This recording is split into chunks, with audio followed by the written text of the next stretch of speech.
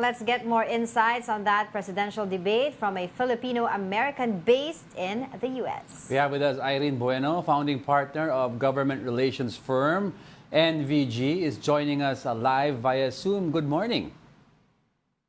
Good morning and good evening here in Washington, D.C. Yes, Thanks for joining us. Thank you very much for joining us. Now, first off, what is your reaction to the debate?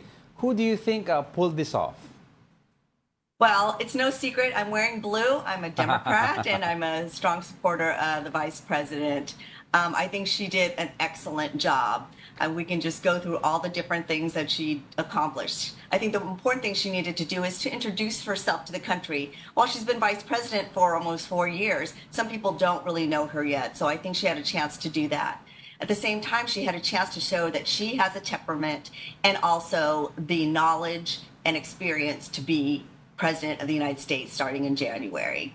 She also is able to talk about what she will do for this country, not talk about what's in it for her. She will have policy plans that she can put in place on day one. And at the same time, she can also go toe-to-toe with former President Trump, which shows her strength and her confidence. But what do you think were the strongest points of Harris from the recent debate? Yes. Well, just when you went through those clips, there are just so many of them. I thought I found one that I wanted to talk about, but there really truly was so many of them. Of course, the one that I think it started her really being strong was talking about reproductive rights, which is something that is so important to her and personal to her. And as a mother of a 21-year-old daughter, I can't believe that my daughter has less rights over her body than I do at this time. So I think that is something that she talked about very strongly, very passionately, and made a very convincing argument. So I think that was one of her strongest points. But as I said, there were so many to talk about. Now, Irene, this election is touted to be one of the closest in U.S. history. And we're talking about several key states, one of which is Pennsylvania. Now, do you think the vice president addressed some of the issues that people from the state are wanting to hear in order to move that needle for a Democratic victory?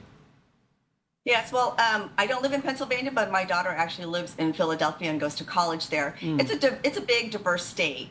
One of the points that she did talk about is about fracking, and she addressed that issue, I think, head on, that she does support fracking, which is important to the western part of Pennsylvania.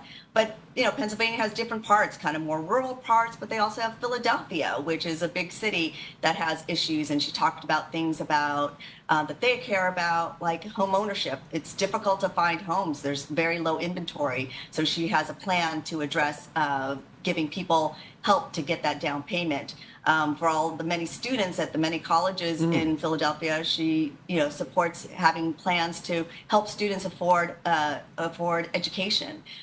So I think she did address the many issues that are impacting people in states like Pennsylvania.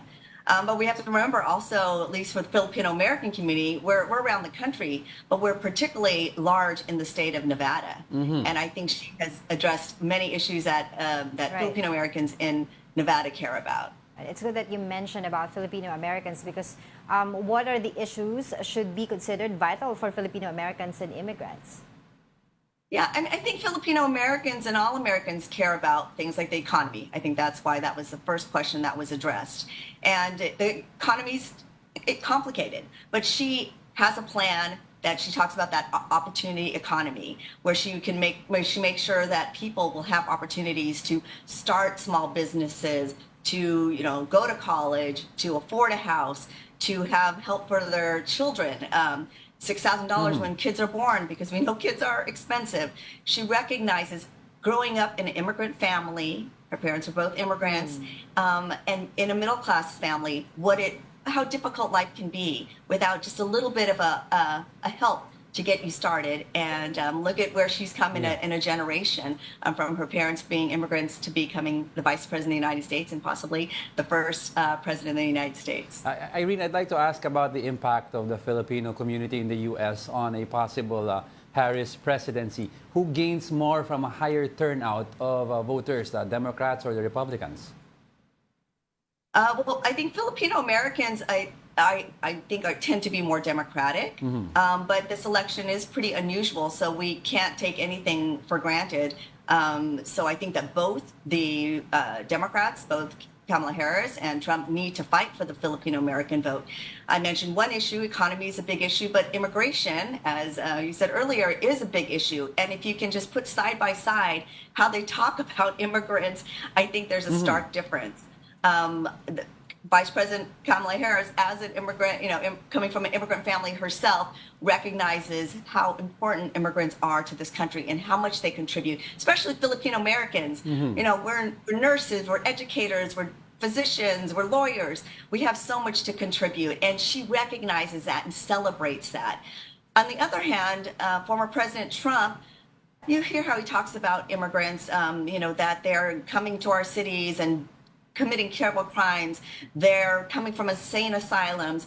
And then last night, talking about, and we've heard this in the Filipino-American community about, immigrants come to the communities and will eat dogs, and that is just a terrible thing to say about immigrants. But, for him and his base, that is what calls to them. And I think it shows a sharp contrast between what kind of President Harris will be, as it impacts Filipino Americans and immigrants versus how President Trump has been and will be. Kamala Harris actually has presented herself supposedly during the debate as an agent of change.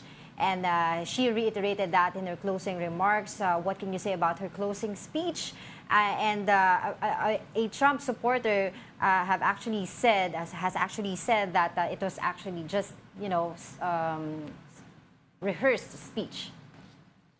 Well, I think that is, they don't have any notes. They do practice, of course, and you want our potential presidents to practice ahead of time and to be familiar with all the different issues that could come up.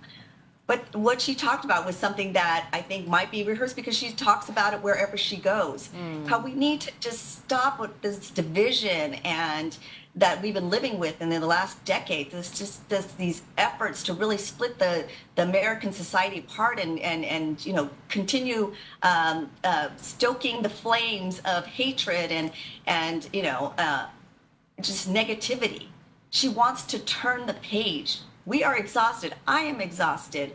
We want to just live our lives and to work hard and to succeed and see our children grow up in a positive place.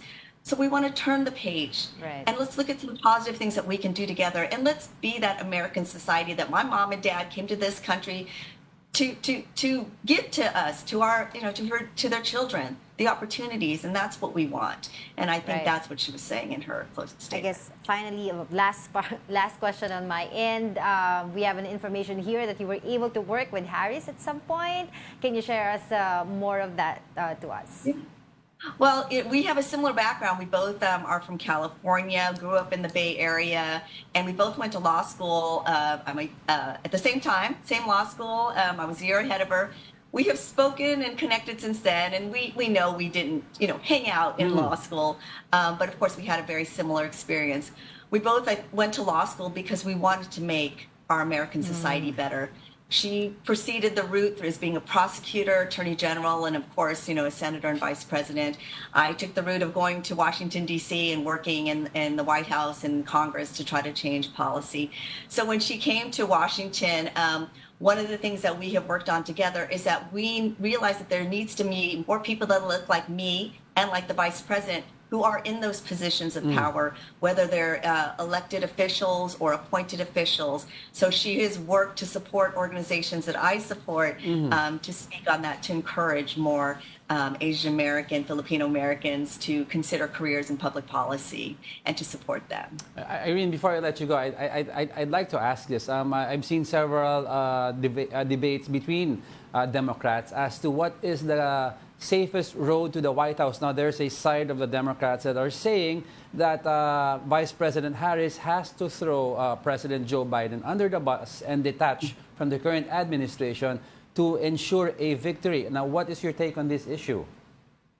I think people, I think, forget because so much had happened during the initial years of the President Biden's administration, but he accomplished so much along with Vice President Harris. Remember, we were coming out of the pandemic, and then they were able to pass so many pieces of legislation that, frankly, Washington has been struggling with.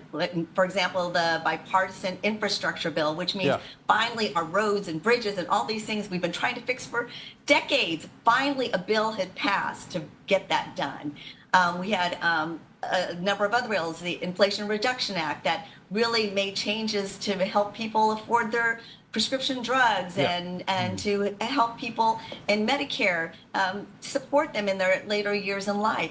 There were so many things that were accomplished. I can't think of all of them off the top of my head, but they really did so much. And I don't see the Vice President Harris running away from that. At the same time, she has her own ideas and thoughts about what to do as president. And I think that so you'll see some similarities, but also she will have some ideas of her own. And I think that is the approach that she's going to take. And I think that's the right thing to do. And I think that she will win.